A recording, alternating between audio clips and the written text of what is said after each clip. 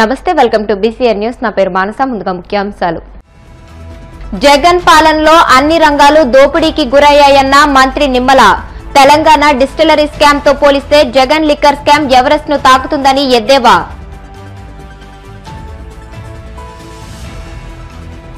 ప్రభుత్వం నిర్ణయించిన గిట్టుబాటు ధర ప్రకారం రైతులు పండించిన ప్రతి గింజ కొనుగోలు చేయాల్సిందే. మాజీ మంత్రి చెల్లుబోయిన వేణు డిమాండ్.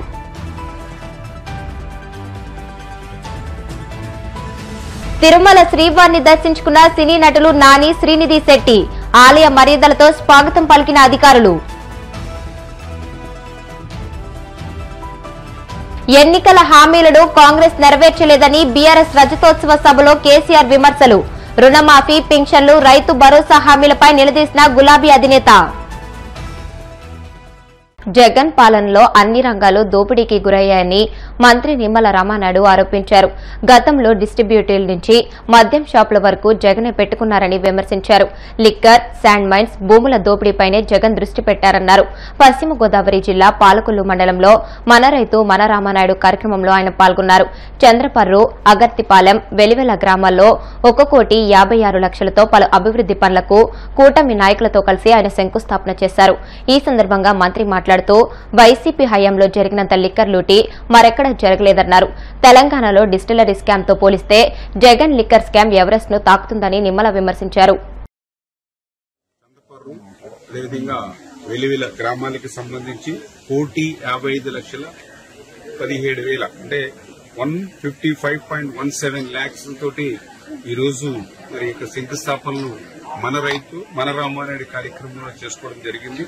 అందులో భాగంగా ఏదైతే చందపర్రు రెవెన్యూ డ్రైన్ మీద 11 లక్షలు, ఆగర్తిపాలెం మల్లవరం బ్రాంచి 16 లక్షలు, వెలివిల జున్నూరు రహదారికి 28.50 లక్షలు, వెలివిల జున్నూరు ఛానల్లో ఏదైతే డీసిల్టింగ్ నిమిత్తం 9.67 లక్షలు, వెలివిలు జున్నూరు ఛానల్ మీద గ్రాహల రహదారి కోసం 31 లక్షలు, వెలివిల జున్నూరు ఛానల్ మీద ఇప్పుడే ఇక్కడ మనం శంకుస్థాపన చేశాం 59 లక్షలతోటి ఒక బ్రిడ్జ్ వంతెన నిర్మాణం. అంటే 155.17 లక్షలతోటి ఈ రోజు మనం ఈ రెండు గ్రామాల్లో మరి మన రైతు మన రామానాయుడు కార్యక్రమంలో శంకుస్థాపన చేయడం జరిగింది.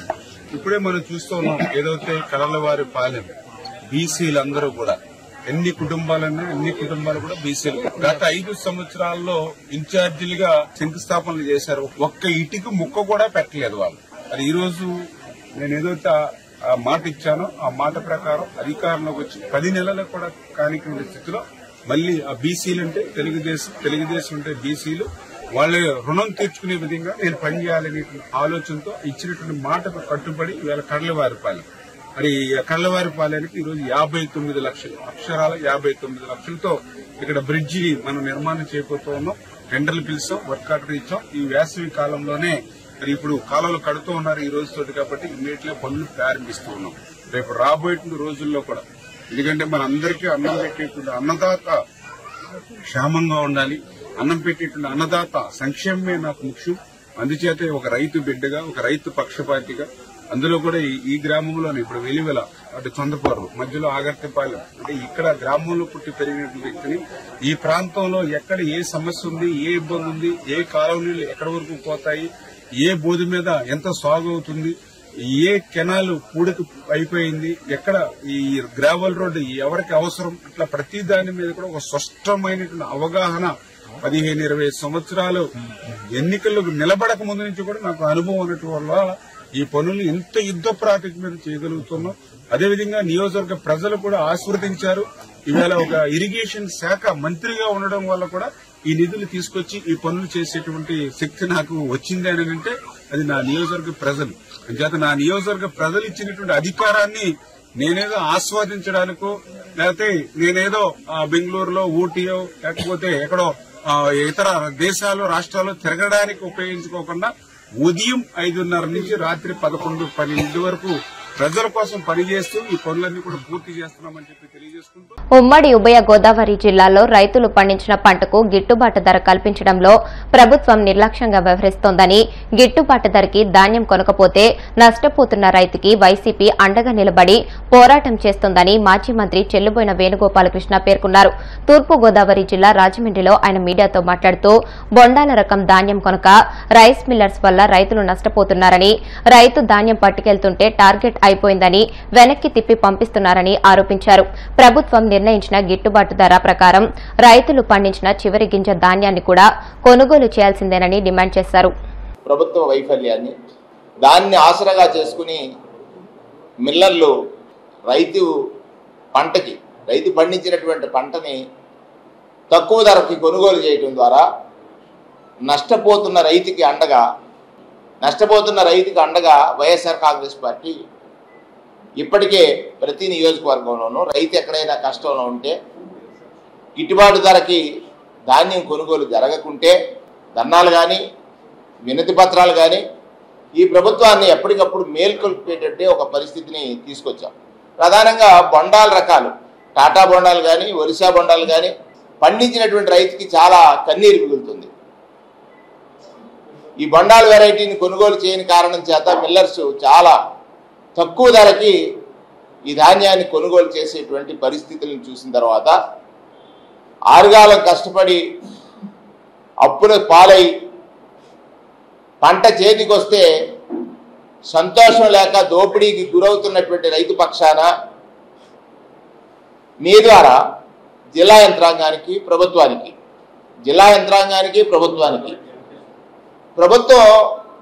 రైతుకు బాసటగా నిలుస్తానని కొనుగోలు కేంద్రాలను ఏర్పాటు చేశారు. దానిలో ప్రధానంగా మీరు తీసుకున్న నిర్ణయం టార్గెట్స్ ఫిక్స్ చేశారు. రైతు ధాన్యం పట్టుకెళ్తే టార్గెట్ అయిపోయింది అని చెప్తున్నారు. మేము చేసే డిమాండ్ ఒకటే, రైతు పండించిన ప్రతి గింజనే కొనుగోలు చేయాలి గిట్టుబాటు ధరకి. ఏదైతే మీరు ఎంఎస్పీని ప్రకటించారో ఆ ఎంఎస్పీ కొనుగోలు చేయాలనేటువంటిది ప్రధానమైన డిమాండ్గా రైతు పక్షాన తూర్పుగోదావరి జిల్లా వైఎస్ఆర్ కాంగ్రెస్ పార్టీ డిమాండ్ చేస్తూ ఉంది.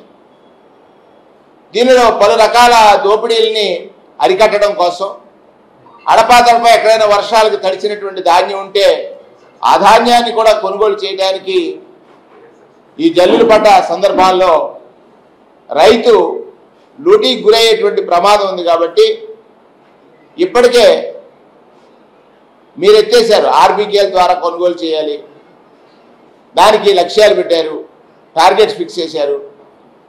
ఈ క్రాప్ బుకింగ్ ఉండేది, దాని మీద ఎక్కడా శ్రద్ధ లేదు. ఇవన్నీ చూసినట్లయితే రైతు ఒక భరోసాతో బ్రతికాడు నాడు వైఎస్ జగన్మోహన్ రెడ్డి గారి ప్రభుత్వంలో. భరోసాతో బతికినటువంటి రైతుకి ఇవాళ భయాన్ని మీరు కల్పిస్తున్నారనేటువంటి విషయాన్ని మీకు ఈ సందర్భంగా ప్రతిపక్ష పార్టీగా గుర్తు చేస్తా ఉన్నటువంటి విషయాన్ని గుర్తు చేస్తూ డిమాండ్ ఇవాళ రైతు పండించిన ప్రతి ధాన్యపు గింజని, అలాగే బొండాల్ వెరైటీని, టాటా బొండాలు కానీ ఒరిస్సా బొండాలు కానీ వెరైటీలని ఖచ్చితంగా కొనుగోలు చేయాలి ప్రభుత్వం కొనుగోలు చేసి ఆ రైతులను ఆదుకోవాల్సినటువంటి అవసరం ఉందనేటువంటిది మేము వైఎస్ఆర్ కాంగ్రెస్ పార్టీని డిమాండ్ చేస్తా ఉన్నాం. గ్రేటర్ విశాఖపట్నం మేయర్ ఎన్నిక ఏకీగ్రీవమైంది. మేయర్గా కూటమి అభ్యర్థి పీలా శ్రీనివాసరావు ఎన్నికయ్యారు. మేయర్ అభ్యర్థిగా పీలా శ్రీనివాసరావు పేరును జనసేన ఎమ్మెల్యే వంశీకృష్ణ యాదవ్ ప్రతిపాదించగా బీజేపీ ఎమ్మెల్యే విష్ణుకుమార్ రాజు బలపరిచారు. దీంతో మేయర్ అభ్యర్థి ఎన్నిక ఏకీగ్రీవమైంది. ఇదిలా ఉండగా మేయర్ ఎన్నికను వైసీపీ బహిష్కరించింది. జరిగిన వీఎంసీ కౌన్సిల్ సమావేశంలో కోరం కంటే ఎక్కువ మంది సభ్యులు హాజరయ్యారు. ఇక మేయర్ ఎన్నిక కోసం కూటమి టీడీపీ అభ్యర్థిగా పీలా శ్రీనివాసరావు పేరును జనసేన, బీజేపీ కూటమి కార్పొరేటర్లు బలపర్చారు. పోటీలో ఇంకెవరూ లేనందున మేయర్గా పీలా శ్రీనివాసరావు ఎన్నికైనట్లు ఎన్నికల అధికారి, జిల్లా జాయింట్ కలెక్టర్ మయూరి అశోక్ ప్రకటించారు. అనంతరం మేయర్గా పీలా శ్రీనివాసరావుతో జేసీ ప్రమాణ స్వీకారం చేయించారు.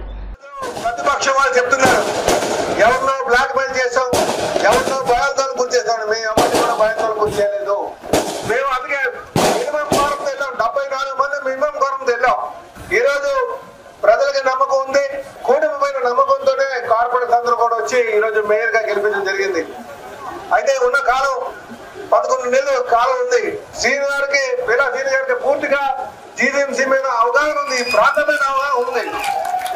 ఖచ్చితంగా ఏదైతే ప్రజలు విశాఖపట్నం ప్రజలు ఆశిస్తున్నారో వారి ఆశయాలకి ఆలోచనలకు అనుగుణంగా విశాఖపట్నాన్ని తీర్చిదిద్దుతామని చెప్పేసి మీకు తెలియజేస్తున్నాం.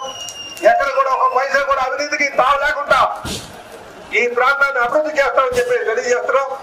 జీవీఎంసీని పూర్తిగా ప్రక్షాళన చేసి ఈ ప్రాంత అభివృద్ధి కోసం ముందుకెళ్తామని చెప్పి ఈ సందర్భంగా తెలియజేస్తూ మరొకమారు సోదరులు వీరసీన్ గారికి మనస్ఫూర్తిగా ధన్యవాదాలు తెలియజేస్తూ, అలాగే ఈ రాష్ట్ర ముఖ్యమంత్రి గారు శ్రీ నారా చంద్రబాబు నాయుడు గారికి ధన్యవాదాలు తెలియజేస్తూ, మా యువ నాయకులు లోకేష్ బాబు గారికి ధన్యవాదాలు తెలియజేస్తూ, అలాగే జనసేన నాయకులు ఉప ముఖ్యమంత్రి గారైనటువంటి గవర్నీయులు పవన్ కళ్యాణ్ గారికి ధన్యవాదాలు ఈ సందర్భంగా తెలియజేస్తూ, అలాగే బీజేపీ ప్రో లీడర్కి ఈ రాష్ట్ర నాయకత్వానికి మోడీ గారికి కూడా ఈ సందర్భంగా నేను ధన్యవాదాలు తెలియజేస్తూ ముగించే ముందు మరొక మాట తెలియజేస్తూ విశాఖపట్నం ప్రజలందరికీ కూడా తెలియజేస్తున్నాం. ఏదైతే ప్రజలు ఆశిస్తున్నారో ఈ విశాఖపట్నం ప్రజలు ఒక ఆలోచనకు అనుగుణంగా ఈ ప్రాంతాన్ని అభివృద్ధి చేస్తామని చెప్పేసి ఈ సందర్భంగా తెలియజేస్తూ మా వీరసేన గారికి మనస్ఫూర్తిగా హృదయపూర్వకమైనటువంటి శుభాకాంక్షలు తెలియజేస్తున్నాను. అలాగే ఇందులో పాల్గొన్నటువంటి కూటమి నాయకులందరికీ కూడా పేరు పేరున నేను ధన్యవాదాలు తెలియజేసుకుంటూ, మరి ముఖ్యంగా మా కార్పొరేట్ అందరికీ కూడా మా కార్పొరేట్ అందరూ కూడా ప్రత్యేకమైన ధన్యవాదాలు తెలియజేస్తున్నాను. చంద్రబాబు నాయుడు గారికి, పవన్ కళ్యాణ్ గారికి, లోకేష్ గారికి, మోడీ గారికి తెలియజేస్తున్నాను. మా పెద్దలు రాష్ట్ర అధ్యక్షులు పల్లా శ్రీని గారికి, అలాగే పెద్దలు గౌరవీయులు మా ఎంపీ గారి భర్త గారికి, సీఎం రమేష్ గారికి, వంశీ గారికి, ఎల్లనపూర్ రామకృష్ణ బాబు గారికి, పంచగల్ల రమేష్ బాబు గారికి, వంశీకృష్ణ గారికి, గణబాబు గారికి, విష్ణు కుమార్ రాజు గారికి, అలాగే మా ఎమ్మెల్సీ అన్నగారు వ్యాపార చిరంజీవి గారికి, మీ గంట గారికి మీ అందరి తరపున నమస్కారాలు తెలియజేస్తున్నాను. నేను చేసే పార్టీ పనిని నమ్మి చంద్రబాబు నాయుడు గారి దగ్గర నుంచి ఇక్కడ ఉన్న నాయకులందరూ భుజం మీద పెట్టి ఈ వేళ నన్ను ఈ సీట్ లో కూర్చోబెట్టారంటే ఆ సీటుకి న్యాయం చేసే బాధ్యత నాకుంది. ఆ న్యాయం చేసిన జీవితం మా తండ్రి దగ్గర నుంచి ఒకే పార్టీ, ఒకే మాట, అదే తెలుగుదేశం మాట. ఆ మాట కానీ రేపు రాబోయే భవిష్యత్తులో శభాసరి మీ అందరి చేత తెప్పించుకోవాలని కానీ నాకు ఇచ్చిన అవకాశం, ఆ అవకాశాన్ని కంపల్సరిగా గత పేవాశ్రీల కంటే మంచోడు బాగా చేశారని మీ అందరి చేత చెప్పించుకుంటాను. నాకున్నంత టైంలో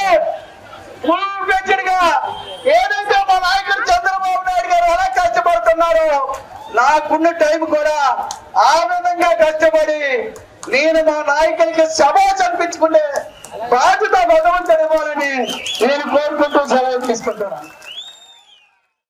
ఏలూరు జిల్లా భీమడోలు మండలం పోలసానిపల్లి పంచాయతీ పరిధి ఆంజనేయ నగరం వద్ద ద్వారకా తిరుమల రహదారిపై వాహనాల వేగ నియంత్రణకు ప్లాస్టిక్ డ్రమ్లను ఏర్పాటు చేశారు. Bhimadolu CI Wilson, SI Sudhakar సూచన మేరకు పోలసానిపల్లి సర్పంచ్ షేక్ రహీమా బేగం నేతృత్వంలో 18 ప్లాస్టిక్ డ్రమ్లను 2 వేర్వేరు ప్రాంతాల్లో ఏర్పాటు చేశారు. ఈ సందర్భంగా సీఐ మాట్లాడుతూ భీమడోలు జంక్షన్ నుంచి ద్వారకా తిరుమల వైపు వెళ్లే వాహనదారులు స్థానిక ఆంజనేయ నగరం మలుపుల వద్ద ప్రమాదాలు జరిగి చనిపోవడం జరుగుతుందని, ఈ మేరకు స్థానిక పోలసానిపల్లి సర్పంచ్ స్పందించి 18 ప్లాస్టిక్ స్టాపర్ డ్రమ్లను ఏర్పాటు చేయడం అభినందనీయమన్నారు. భీమడోలు పిఎస్ పరిధిలో ఇలాంటి బ్లాక్ స్పాట్లను గుర్తించామని ఆ ప్రాంతాల్లో ఈ తరహా స్టాపర్లను ఏర్పాటు చేస్తున్నట్లు సీఐ తెలిపారు. ఈరోజు ఈ పోలసానపల్లి ఈ టర్నింగ్ లో ఉన్నటువంటి ఈ ప్రదేశంలో యాక్సిడెంట్స్ ఎక్కువగా అవుతున్నాయనే ఉద్దేశంతో ఈ ప్రదేశంలో వెహికల్స్ ని స్లో చేయాలనే ఒక ఆలోచనతో మన పోలసానపల్లి సర్పంచ్ గారు రహీమా బేగం గారు, అట్లాగే లోకల్లో పెద్దలైనటువంటి శ్యామరాజు గారు, మరి కొంతమంది గ్రామస్తులు, గ్రామ పెద్దలందరి సహకారంతో ఈ డ్రమ్స్ ఇక్కడ ఏర్పాటు చేయడం జరిగింది. దీనివల్ల ఈ టర్నింగ్ ఏదైతే ఉందో కొంచెం డేంజరస్గా ఉంది. రీసెంట్గా కూడా యాక్సిడెంట్స్ అవడం జరిగింది. ఈ యాక్సిడెంట్స్ని కంట్రోల్ చేయాలనే ఉద్దేశంతో పోలీసు వారు ఒక ఆలోచన ప్రకారం మేము ముందుకెళ్తున్నప్పుడు మరి గ్రామ సర్పంచ్ గారు పెద్దలు సహకరించి ఈ కార్యక్రమాన్ని ఇక్కడ ఏర్పాటు చేయడం జరిగింది. కాబట్టి అలాగే పబ్లిక్ కూడా మేము చెప్పేది ఏంటంటే రీసెంట్గా ఇక్కడ 2 బైక్ యాక్సిడెంట్స్ అవడం జరిగింది. కాబట్టి ఏదైతే ఈ వెహికల్ ఈ అడ్డం పెట్టామో దీని దగ్గర స్లో అయ్యి కొంచెం జాగ్రత్తగా వెళ్లాల్సిందిగా ప్రజలను కూడా కోరుకుంటున్నాం. ఇప్పుడు కాసేపు ప్రకటనలు.